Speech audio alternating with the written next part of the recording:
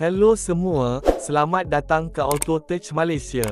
Hari ini kami ingin berkongsi mengenai Perodua Alza 2025 yang serba baharu, sebuah MPV 7 tempat duduk yang sangat sesuai untuk keluarga di Malaysia yang mencari keselesaan, praktikaliti, dan nilai yang berbaloi.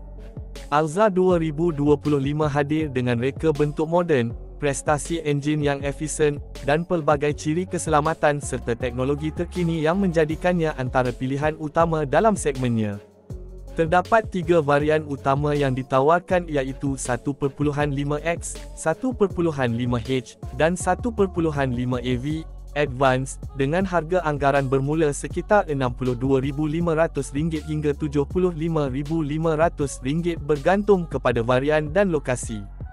Harga yang ditawarkan ini amat kompetitif, menjadikan Alza pilihan menarik untuk mereka yang mahukan kenderaan keluarga yang mampu milik tetapi lengkap dengan ciri-ciri premium. Dari segi prestasi, Alza 2025 dikuasakan oleh enjin 1.5 LDOHC dengan teknologi Dual VVTi yang digabungkan dengan transmisi CVT, menawarkan pemanduan yang lancar dan penjimatan bahan api sekitar 22 km/h. Ini menjadikannya pilihan ideal untuk kegunaan harian mahupun perjalanan jauh bersama keluarga.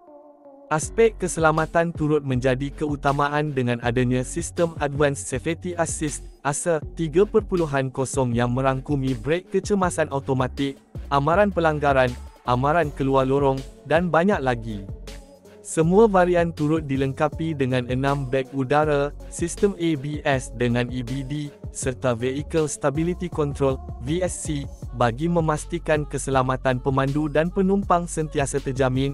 Dari segi penampilan luaran, Alza tampil bergaya dengan lampu hadapan LED, grill hadapan yang moden dan rim alloy 16 inci yang memberikan imej sporty. Bahagian dalaman pula menawarkan kabin yang luas dan fleksibel untuk menampung sehingga 7 orang penumpang. Tempat duduk boleh dilaraskan mengikut keperluan, dan ruang kargonya juga cukup luas untuk kegunaan harian atau ketika balik kampung. Alza juga dilengkapi dengan sistem infotainment skrin sentuh 9 inci yang menyokong Apple CarPlay dan Android Auto, memudahkan sambungan dengan peranti pintar dan hiburan sepanjang perjalanan.